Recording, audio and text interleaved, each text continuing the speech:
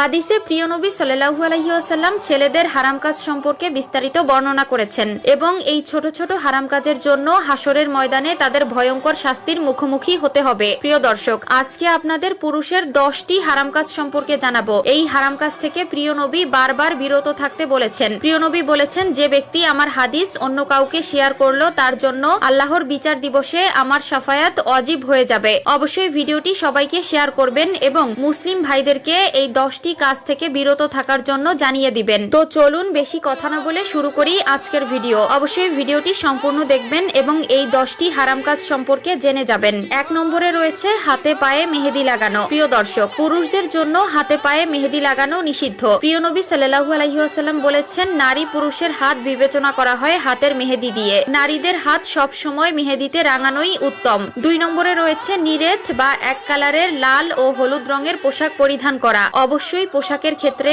এই বিষয়ে সতর্ক থাকবেন। 3 নম্বরে রয়েছে ফ্যাশনের জন্য নাক কান ফোরানো। আজকাল অনেক ছেলেদেরকে দেখা যায় নাক কান ফোরানোর মাধ্যমে নিজেকে স্মার্ট দাবি করে, যা ইসলামে একদম নিষিদ্ধ ও পুরুষদের জন্য হারাম কাজ। অবশ্যই এ বিষয়ে সতর্ক থাকবেন। 4 নম্বরে রয়েছে প্রাপ্ত বয়স্কদের হাফ প্যান্ট পরা। হাফ প্যান্ট বলতে হাঁটুর উপরের কাপড়কে বোঝানো হয়েছে। 5 নম্বরে রয়েছে চুল দাড়িতে কালো রং করা। প্রিয় দর্শক, আজকাল অনেক পুরুষদেরকে দেখা যায় চুলে দাড়িতে কালার করতে, যা ইসলামে একদম নিষিদ্ধ ও হারাম কাজ। বয়সের সাথে সাথে চুল দাড়ি সাদা হয়ে যাবে, এটাই প্রকৃতির নিয়ম। কিন্তু প্রকৃতির এই নিয়মকে তুচ্ছ করে নিজেকে অন্য রূপে বানানো ইসলামে জায়েজ নয়। অবশ্যই এ বিষয়ে সতর্ক থাকবেন। 6 নম্বরে রয়েছে স্বর্ণ ব্যবহার করা। পুরুষদের জন্য স্বর্ণ ব্যবহার করা জায়েজ নয়। অবশ্যই এ বিষয়ে সতর্ক থাকবেন এবং এই হারাম কাজ থেকে নিজেকে বিরত রাখবেন। 7 নম্বরে রয়েছে টাকনুর নিচে প্যান্ট পরা অথবা জুব্বা পরিধান করা। 8 নম্বরে রয়েছে সিল্কের কাপড় পরিধান করা। প্রিয় দর্শক, আরো একবার বলেছিলাম, পোশাকের ক্ষেত্রে